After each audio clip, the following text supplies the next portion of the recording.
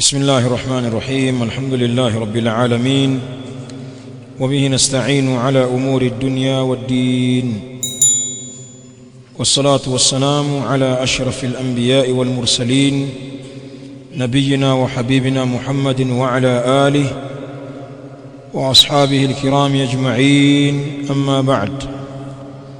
ولله الحمد. Tunaingia sasa kwenye kipindi chetu cha mwisho, الحصة الثالثة من هذه الدورة، دورة أم المؤمنين خديجة بنت خويلد النسائية. ni kipindi cha mwisho hiki, kipindi cha tatu katika daura yetu, daura ya mama wa waumini Khadija binti Khuwailid, maalumu kwa wanawake. Na kwenye kipindi hiki cha tatu tunasoma kitabu al-mar'a, durusul mar'ati al-muslima. Ni darasa hizi mkusanyiko kuhusiana na mwanamke wa Kiislamu. Kipengele ambacho tunaendelea nacho ni al-mar'atu was-salatu, mwanamke na sala. Na tayari tumesoma katika topiki hii sehemu ya kwanza na sehemu ya pili pamoja na sehemu ya tatu. Kuna sehemu hapo namba imeruka, maana sehemu ya tatu ni pale aliposema waqumi ila salatiki bikhushu'in. Hapakuwa na namba hapo, kwa hivyo weka kimstari, hiyo ndio sehemu ya tatu. Namba tatu iko hapo, tulisoma jana, tukasoma na namba ya 4, na leo tunaendelea insha Allah taala sehemu ya 5. يقول الشيخ أبو موسى محمد بن شامي ابن مطاع شيبة العدوي القرشي حفظه الله تعالى خامسا. sehemu ya 5 katika wasia na nasaha kwa mwanamke kuhusiana na sala. Anasema hafidhahu Allah ta'ala, idha sallat al-fariidata faraqibi nafsaki min al-wuqu'i fi adh-dhunubi. idha sallayti al-fariidata, na'am, idha sallayti al-fariidata, na pindi unaposwali ewe mwanamke swala ya faradhi, tayari Allah amekuwafikisha, umesimamisha swala ya faradhi. idha sallaiti alfaridata, na pindi utakaposwali swala ya faradhi ewe mwanamke, faraqibi nafsaki, na ichunge nafsi yako, min alwuqu'i fi dhunubi, kutokamana na kuingia katika madhambi.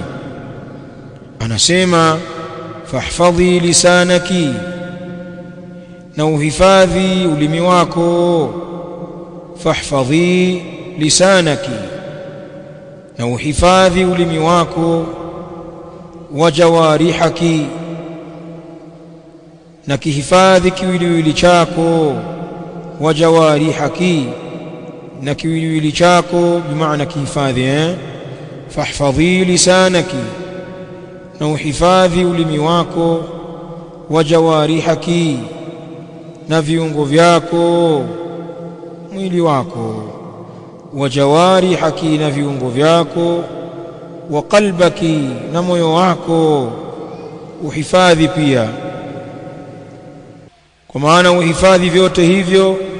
Hatta taati alfaridhata allati ba'daha, mpaka uifikie faradhi ambayo inafuata baada yake.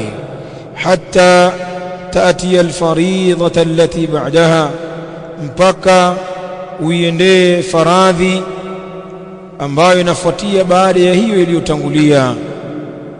Bimaana ukisha swali faradhi moja, basi jichunge mpaka uingie kwenye faradhi nyingine. Hapo katikati usiharibu ibada yako kwa kutokuuchunga ulimi wako na viungo vyako na moyo wako, usifanye hivyo.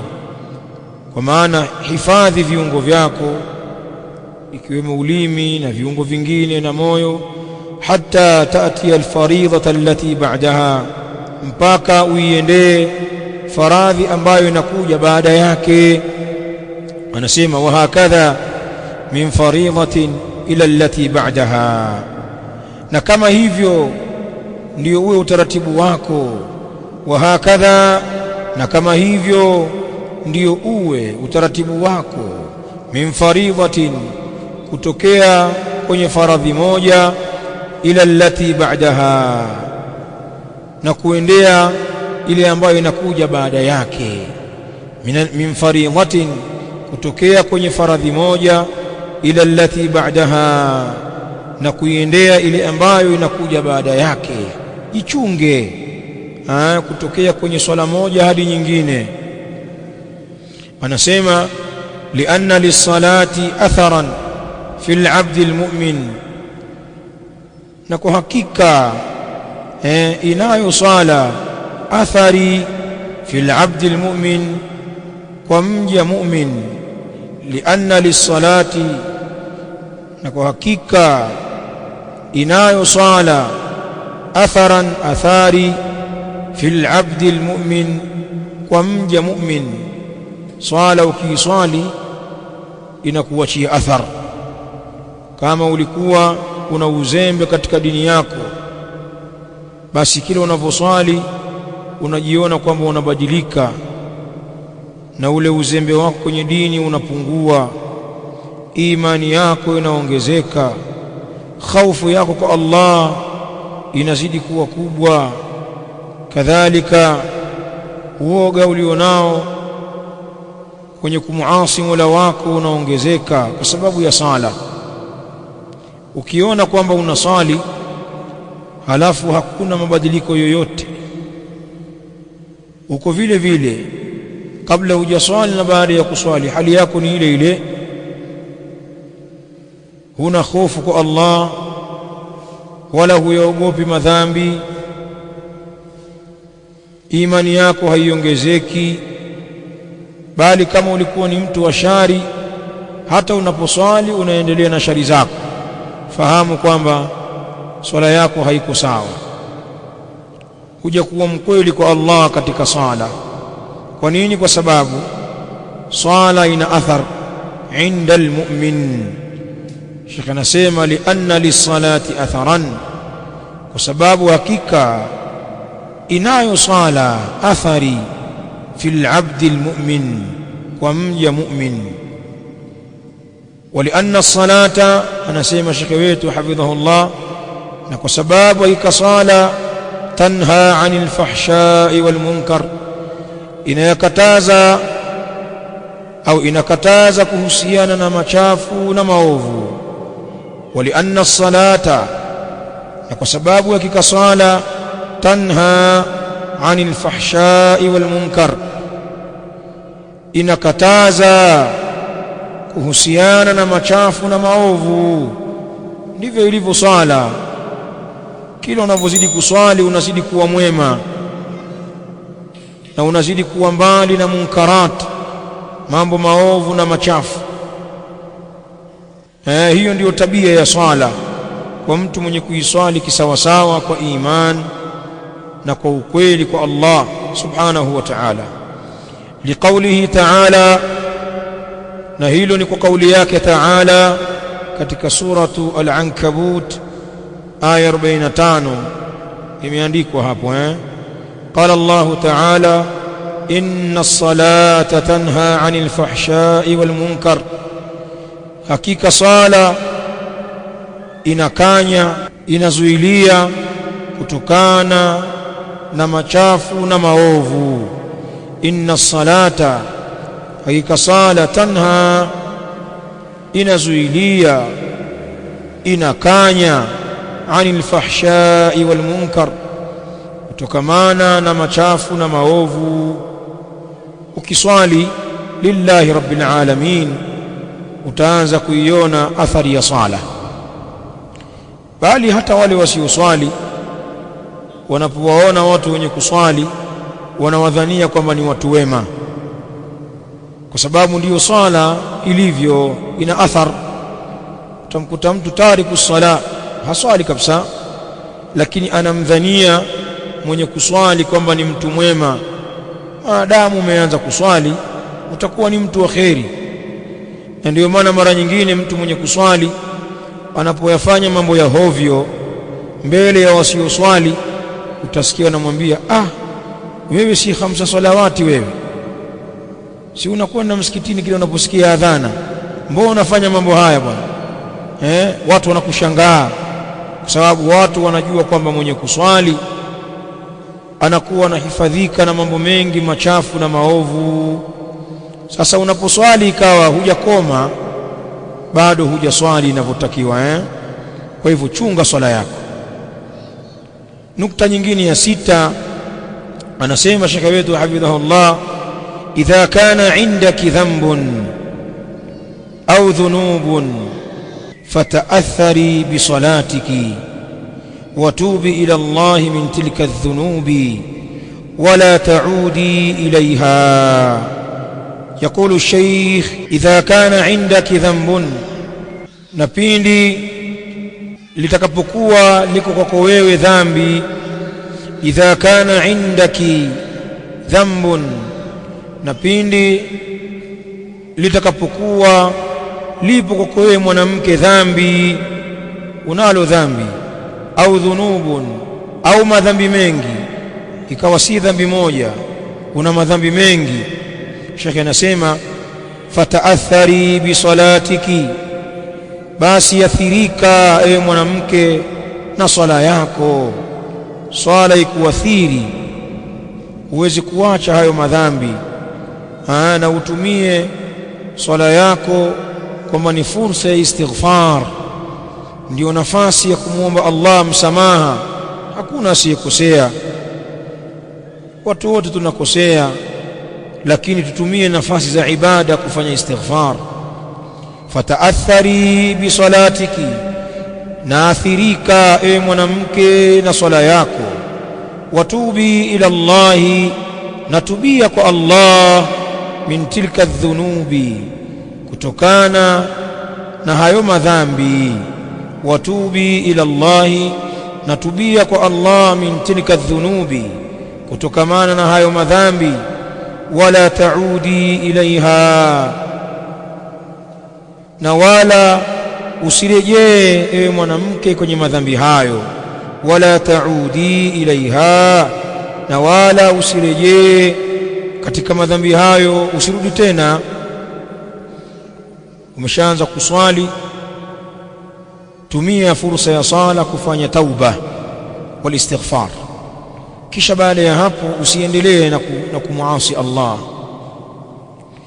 Waltakun salatuka nahiyatan lak, Sheikh anasema waltakun salatuka nahiyatan lak, na iwe swala yako ni yenye kukataza wewe, yani ani dhunubi wal maasi, kuhusiana na madhambi na maasi.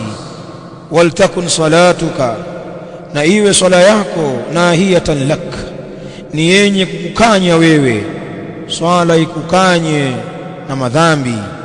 Waltakun salatuka nahiyatan laka, na iwe swala yako ni yenye kukukanya wewe. Wa fil hadith, na imekuja katika hadithi, an Abi Hurairah radhiyallahu anhu qal, kutokea kwa Abi Hurairah radhiyallahu anhu amesema, jaa rajulun ila an-nabii sallallahu alaihi wa alihi wasallam, alikuja mtu mmoja kwa mtume sallallahu alaihi wa alihi wasallam. Faqal, akasema huyu mtu aliyekuja kwa mtume alayhi salamu akasema, inna fulanan yusalli bil-layl fa idha asbaha saraq. Huyu bwana anamwambia mtume alayhi salam, inna fulanan, hakika ya fulani, yuko mtu fulani huko.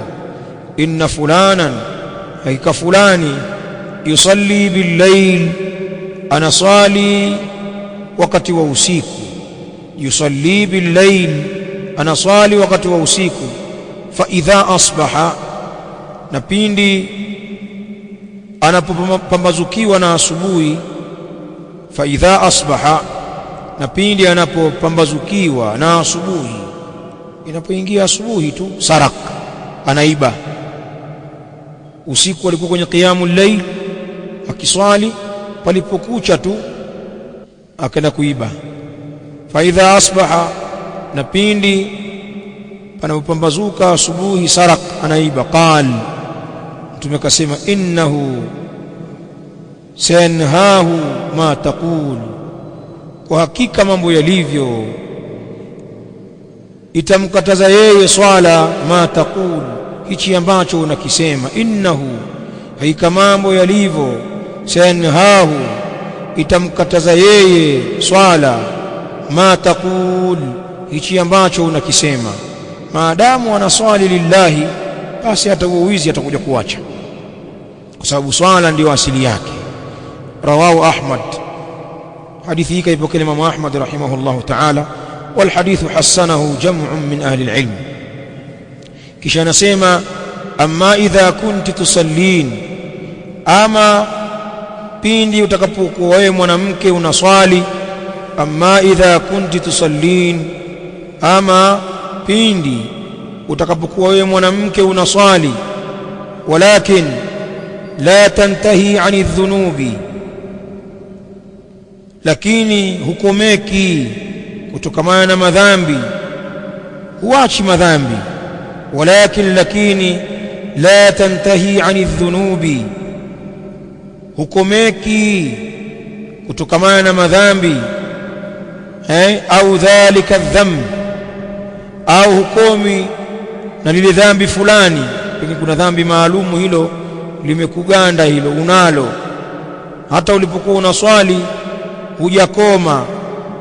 Kuna baadhi ya watu wanafanya madhambi mpaka yanakuwa kama vile kilema, hawezi kuacha. Walakin, lakini, la tantahi ani dhunubi, hukomeki wewe mwanamke kutokamana na madhambi. Au dhalika dhamb, au hukomeki na lile dhambi fulani. Kalghiba, kama vile kusengenya. Wa ghairiha, na lisilokuwa kusengenya.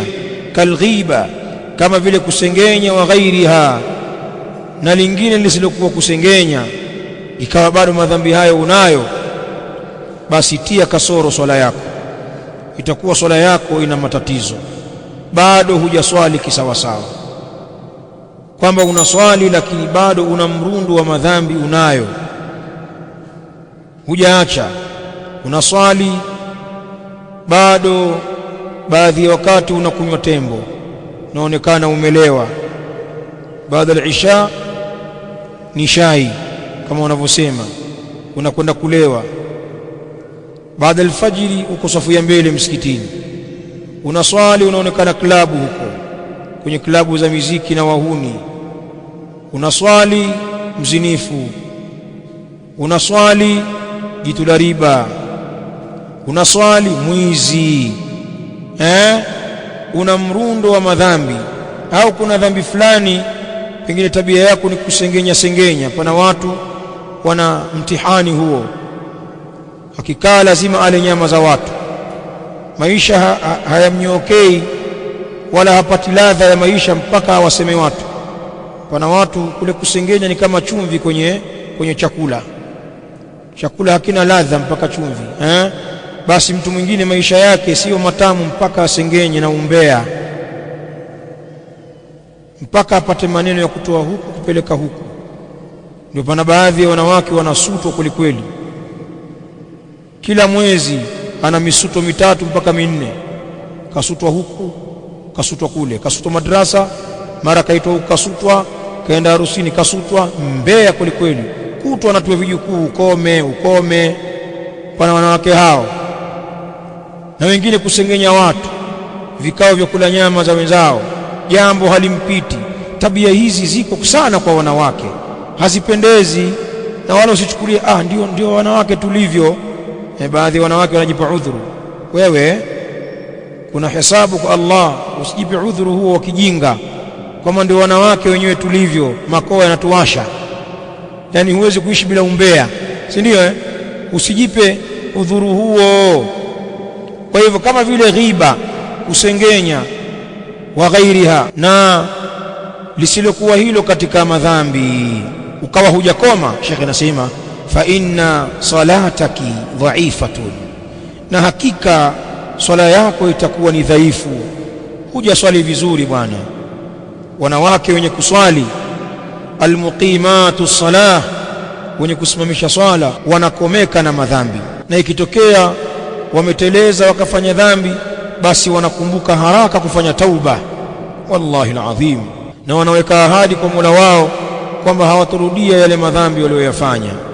Sheikh anasema fattaqillaha ayyatuha almu'mina, basi mche Allah, fattaqillaha, basi mche Allah, ayyatuha almu'mina, ewe mwanamke mu'mina, muogope Mola wako subhanahu wa ta'ala. Unaona faida za kuswali hizi, ndio faida za kuswali. Sasa pana watu hawaswali, pana wanawake hawaswali kabisa. Hebu niambie hali zao zitakuwaje? Bila ya shaka watakuwa mbali kabisa na mambo ya kheri, na maovu itakuwa hayawakalii mbali, itakuwa wamezungukwa na maovu kwa sababu ya kutokuswali. Katika wanawake waovu sana ni imra'atun tarikatun lis-salah, kumkuta mwanamke ni mwenye kuacha swala, hata kama ana ubora katika mambo mengine, ni mzuri wa kulea, masha Allah, anajua kulea watoto, ni mpishi mzuri, vyakula vyake vitamu, pengine ni mzuri wa maumbile, au anajua kujiweka vizuri, anajua kujipamba.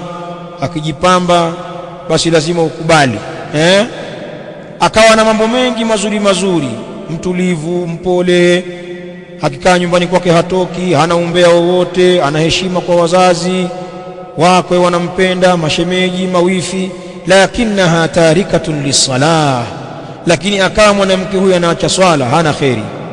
Hicho ni kiji mwanamke kiovu unakaa nacho. Kama angekuwa kweli ni mwema, angemuogopa Mola wake, angetekeleza ibada ya sala, angetii maelekezo ya Allah, lakini yeye anamtii mume na kuwatii ndugu, na ni mstaarabu kwenye maisha, eti ukaona ni mzuri huyo mwema, hali ya kuwa hamtii Mola wake. Muongo, nashiza.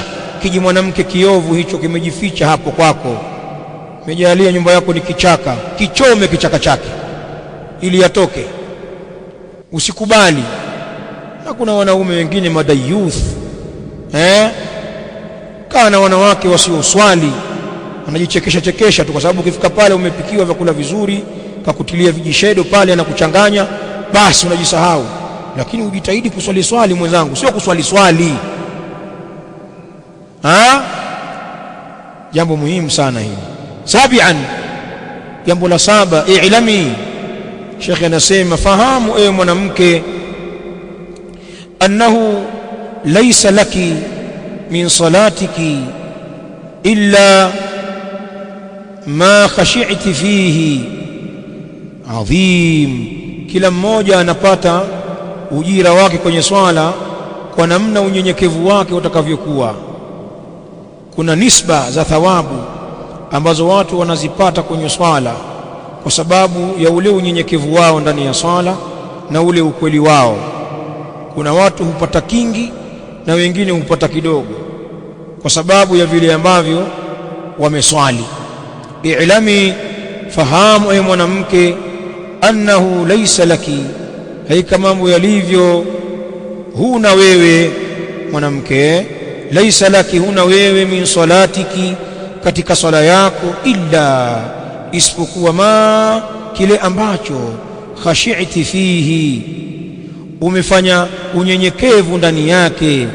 Khashi'ti fihi, umefanya unyenyekevu ndani yake. Kwa maana kwa kadiri utavyokuwa mnyenyekevu katika swala yako, ndivyo ambavyo utavyoongezeka ujira wako. Kwa maana huna ujira mwingine katika swala ila kwa kile ambacho umekinyenyekea ndani yake. Fala tudayyi salataki, anakwambia fala tudayyi salataki, na usipoteze swala yako. Fala tudayyi salataki, na usipoteze swala yako, hatta takhruji, mpaka ukatoka wewe mwanamke kwenye hiyo swala, walaysa ma'aki, na hakuna pamoja na wewe, minha, kutokana na hiyo swala, illa alqalilu, isipokuwa kidogo. Usikubali. Fala tudayyi salataki, Sheikh anatuambia, na wala usipoteze swala yako, usiwe mzembe bwana. Hatta takhruji, mpaka ukatoka we mwanamke katika swala, mpaka swala yako inaisha. Walaysa ma'aki, na hakuna pamoja na wewe, minha, kutokamana na hiyo swala, illa alqalil, isipokuwa ujira kidogo. Pengine wenzako wamezoa ujira, kuna mtu anapata sehemu kubwa ya swala, mtu anapata theluthi ya swala, 1/3 kapata, mwingine anapata nusu, mwingine zaidi ya hapo. Lakini wewe mwenzangu, kwa sababu ya kutokuwa makini katika swala, unajikuta pengine una ushur, una 1/10. Yani sala yako ile igawanye mafungu 10 yaliyo sawa, unapata kijifungu kimoja tu, 9 yote umeyapoteza, umepata ujira kidogo. Kwa hivyo jitahidi usifikie huko, sawa sawa. Kisha anasema wankhariti fi a'mali at-ta'at, wasia wa Sheikh unaendelea kwa wanawake, wa hiya wasiyatun adhima tuktabu bima'i dhahab, wallahi alazim. Ukisoma kitabu hiki unaona ni wasia unaotolewa hapa, ni wasia mkubwa wenye maana ambao una thamani, uandikwe kwa wino wa dhahabu. Anasema wankhariti fi a'mali at-ta'at, nakimbilia, aywa asri'i, nakimbilia katika matendo ya taa. Ewe mwanamke, kimbiza taa. Wankhariti fi a'mali at-ta'at, nakimbilia katika matendo ya taa, matendo mema. Fahawili an tajma'i qalbaki fi salatiki, najitahidi ukusanye moyo wako katika sala yako. Fahawili an tajma'i qalbaki fi salatiki, najitahidi ukusanye moyo wako, ewe mwanamke, katika swala yako. Jitahidi wakati unaswali moyo wako uwe ni hadhir, usikubali kushughulishwa na mambo mengine ya nje ya swala, ikawa unaswali unafikiria mambo mengine. Tuliza moyo wako. Na ndiyo maana utaona sheria ya Kiislamu imetukataza sisi kuswali ikiwa kuna mambo mengine yako nje ya swala yatakuwa yanatushughulisha. Hii yote ni kwa sababu kwamba Muislamu anatakiwa ahudhurishe moyo wake ndani ya swala. Mfano, sheria imeturuhusu ikiwa chakula kimeiva na wewe una njaa, basi kula kwanza kabla ya kuswali, kwa sababu unaweza ukashughulishwa kwenye swala na kile chakula. Kuna pilau pale lilanukia, na wewe njaa inakuuma, pana swala hapo, itakuwa unafikiria matonge tu utakaoyapiga baada ya hapo, pale nitaanza na viazi na nini. Kwa hiyo kula kwanza. Kadhalika tukakatazwa kuswali hali ya kuwa vichafu viwili vinatusukuma, umebanwa na haja ndogo, umebanwa na haja kubwa, unalazimisha uswali hivyo hivyo, hutokuwa sawa. Utakuwa sasa wewe uko ndani ya swala, kuna tashwishi kubwa kwa sababu ya haja iliyokubana. Nenda haja. Ndio ile la salata bihadarati at-ta'ami wala wa huwa yudafi'uhu al-akhbathan. Yote haya ni kwa sababu upate utulivu katika swala. Kwa hivyo shekhe anakuambia, ewe mwanamke wa Kiislamu, hebu hudhurishe moyo wako na ukusanye moyo wako katika swala, jitahidi sana. Fahawili, anasema wa anta tadhakkari fiha wuqufaki baina yaday Allahi yawm alqiyama. Wallah, shekhe anasema akimwambia mwanamke wa Kiislamu, wa anta tadhakkari fiha, na wewe mwanamke ukumbuke katika hiyo swala, au ukikumbuke katika hiyo swala, wa anta tadhakkari fiha, na ukumbuke. Hivyo ndio sawa sawa. Wa anta tadhakkari fiha, na ukumbuke ewe mwanamke katika swala hiyo, wukufaka, usimamaji wako. Wa anta tadhakkari, na ukumbuke ewe mwanamke, fiha, katika hiyo swala, wukufaka, wukufaki, usimamaji wako. Dhamiri za kike hizo, wukufaki, usimamaji wako, baina yaday Allahi, mbele ya Allah. Kusema baina yaday Allahi ay amama Allahi, baina yaday Allahi, mbele ya Allah, yauma alqiyama, siku ya kiyama. Lakini pia ukumbuke wal mauta, na uyakumbuke mauti. Ay wa anta tadhakkari fiha al mauta wal mauta, na pia uyakumbuke mwanamke mauti. Wakati unaswali kumbuka kwamba hiko siku mimi nitasimamishwa mbele ya Allah na nitahesabiwa amali zangu. faman ya'mal mithqala dharratin khayran yarah wa man ya'mal mithqala dharratin sharran yarah, yoyote ambaye atafanya kwa uzito wa mdudu chungu amali ndogo ya kheri ataiona kheri hiyo. Vile vile yoyote ambaye atafanya kwa uzito wa mdudu chungu sisimizi shari ataiona shari hiyo. Hakuna dhulma siku hiyo. wanadha'u almawazin alqista liyawm alqiyamah fala tudhlamu nafsun shay'a. Allah anasema na tutaziweka mizani za uadilifu siku ya kiyama, kwa ajili ya kiyama bwana, haitadhulumiwa nafsi chochote. Kumbuka mawakifu hizi wakati unaswali, ewe mwanamke wa Kiislamu. Lakini uyakumbuke mauti, ukumbuke kabri, kwamba kabri ni kituo cha kwanza katika vituo vya kuelekea akhira. Na ikiwa umefanya uzuri katika dunia, mazuri yako yatakufuata kuanzia kaburini, utayaona. Na kabri inakuwa ni sehemu ya starehe kwa mtu mwema, inakuwa ni bustani katika mabustani ya janna. Lakini pia kabr, ikiwa umeutanguliza uovu, maovu yako yanaanza kukugharimu pale pale kaburini, utaanza kuona athari za uovu wako. Na hapo ndipo ambapo kabri inakuwa ni shimo kama vile mashimo ya moto. Kwa hivyo wakati unaswali kumbuka pana kabr. Wal qiyamata wal hisaba, na hebu kikumbuke kiyama na ikumbuke hesabu. Kumbuka siku ya kiyama, siku ambayo watu watahesabiwa na hakuna dhulma.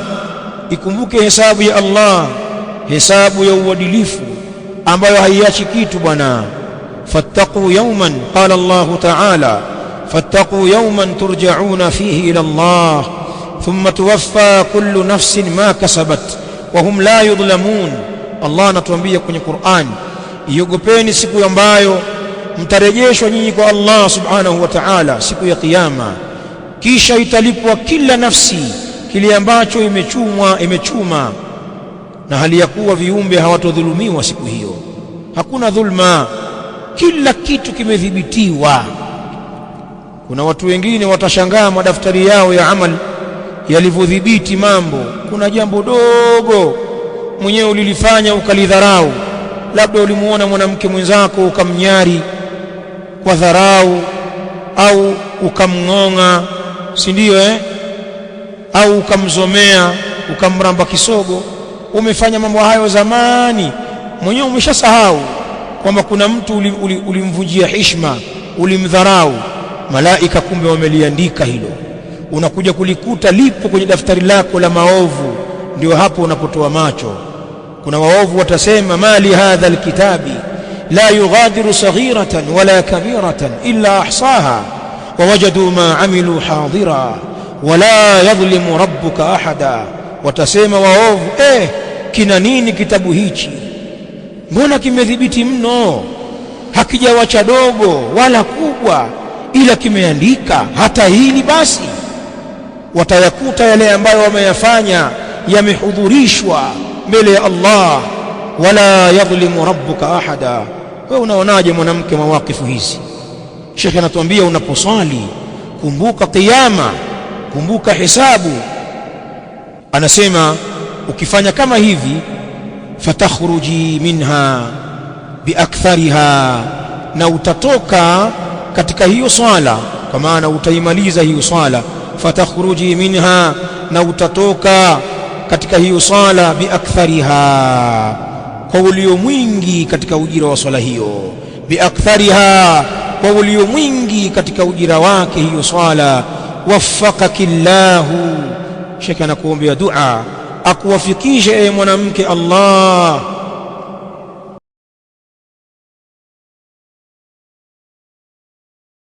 Sasa anakuambia utaratibu huu wa kuswali kwa khushu', kwa unyenyekevu na kuhudhurisha moyo, uwe ndio utaratibu wako.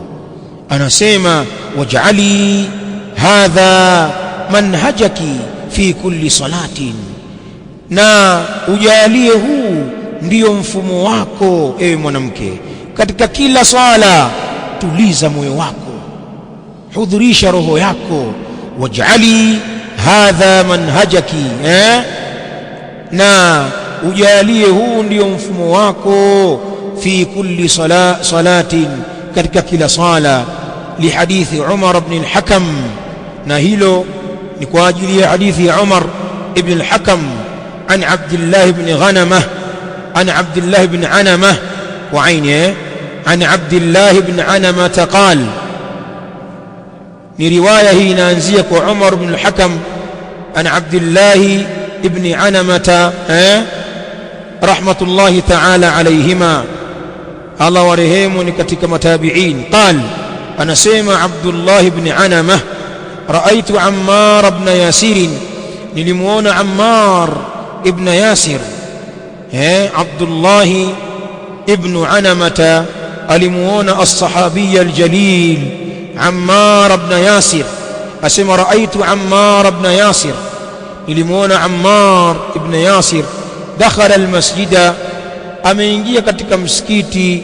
Fasalla, na akasali. Faakhaffa as-salata, na akaipunguza swala.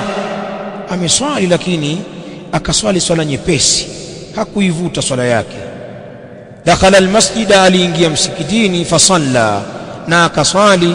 Faakhaffa as-salata, na akaipunguza swala yake. Qal, anasema Abdullah ibn Anamah, falamma kharaja, na pindi alipotoka, yani Ammar, qumtu ilayhi, nikasimama kumwendea yeye. Falamma kharaja, na pindi alipotoka, qumtu ilayhi, nikasimama kumwendea yeye. Fakultu, na nikasema, ya Abal Yaqdhan, ewe Abal Yaqdhan. Ilikuwa ni kunia yake hiyo. Haya, kwa mwanamke asiyekuwa na kunia na achukue hiyo. Ummul Yaqdhan, chukua kama huna. Ya Abal Yaqdhan, ewe baba Yaqdhan, kunia yake. Laqad khaffafta, kwa hakika umepunguza wewe. Huyu bwana anamwambia Ammar, laqad khaffafta, kwa hakika umepunguza swala yako, swali swala fupi. Qal, Ammar anamwambia, fahal raaitani intaqastu min hududiha shay'an. Fahal raaitani, je umeniona mimi, intaqastu min hududiha shay'an, nimepunguza katika mipaka yake hiyo swala chochote? Je, umeniona nimezembea katika nguzo za swala, labda katika wajibati za swala, katika sunani za swala, kuna chochote katika mipaka ya swala nimepunguza? Fahal raaitani intaqastu min hududiha shay'an, je umeniona mimi nimepunguza katika mipaka yake hiyo swala chochote? Umenipata nimezembea chochote katika hiyo swala? Kwa maana yake. Qultu, nikasema la. Anasema Abdullah, nikamwambia hapana. Qal, akamwambia ile siri sasa, ile siri ya kuikhafifisha swala yake. Fa inni badartu biha sahwata ash-shaytan, ay sara'tu bihadhihi salati waswasata ash-shaytan, anamwambia fa inni, hakika mimi badartu biha, nimeuwahi kwa sababu ya hiyo swala, sahwata ash-shaytan, wasiwasi wa shaytan, kwa maana nimeswali swala ya kati na kati isiyokuwa ndefu ili niepukane na ushawishi wa shaytan. Aliona kwamba akirefusha swala yake sana atampa nafasi shaytan amchezee. Huu ni ushahidi kwamba mtu anatakiwa awe makini katika swala yake na ayachunge yale mambo ambayo yatakuwa nje ya swala yakamshughulisha ndani ya swala. Amwambia fa inni badartu biha sahwata ash-shaytan, qala ash-shurrah ay sara'tu bihadhihi salati waswasata ash-shaytan, hakika mimi nimeutangulia kwa sababu ya hii swala wasiwasi wa shaytan, upuuziaji na ushawishi mbaya wa shaytan nimeuwahi, kwa maana ya kwamba ni swali nimalize, nisije nikampa nafasi shaytani ya kuniletea vishawishi katika swala yangu. Kisha anampa riwaya sasa. Ammar anamwambia Abdullah, sami'tu Rasulullah sallallahu alaihi wa alihi wasallam, nimemsikia mtume sallallahu alaihi wa alihi wasallam yaqul, anasema innal abda la yusalli as-salata, haika mja ni mwenye kuswali sala. Innal abda, haika mja, la yusalli, ni mwenye kuswali as-salata, sala, ma yuktabu lahu fiha, haandikiwi yeye kutokea kwenye swala hiyo. Ma yuktabu lahu minha, ma yuktabu lahu minha, ni minha sio fiha. Ma yuktabu lahu minha, haandikiwi yeye kutokea kwenye swala hiyo, illa ushruha, isipokuwa ni moja ya 10 yake. Illa ushruha, isipokuwa ni moja ya 10 yake. Tus'uha, au moja ya 9 yake. Thumunuha, au moja ya 8 yake. Sub'uha, au moja ya 7 yake. Sudusuha, au moja ya 6 yake. Khumusuha, au moja ya 5 yake. Rubu'uha, au moja ya 4 yake. Thuluthuha, au moja ya 5 yake. Nisfuha, au nusu yake, moja ya 2. Bimaana watu hutofautiana kupata ujira katika swala kwa vile ambavyo wataswali. Kuna mwingine hapati ila moja ya 10, na mwingine moja ya 9, moja ya 8, moja ya 7, moja ya 6, moja ya 5, moja ya 4, moja ya 3, au nusu, moja ya 2. Nini maana yake? Wanasema ulama, Mtume sallallahu alaihi wa alihi wasallam anatufundisha kwamba kila mmoja atalipwa kwenye swala yake kwa kadri ya ukamilifu wa swala hiyo. Na pana wengine hutoka hawana kitu, akatoka hana kitu, swala haikuwa na ikhlasi wala haikuwa na mutabaa, bali hiyo swala imejaa mawazo matupu. Sipana watu wanaswali bwana mpaka imamu anarukuu, anaitidali, anakwenda sijida, yeye bado kasimama, anakuja kukurupuka, imamu yuko kwenye sujudi huko, mwenyewe pengine alikuwa kizimbani anazungumza kesi ndani ya msikiti. Wako hao. Tayib, haya ni maneno ya nasaha kuhusiana na kadhia ya mwanamke na sala.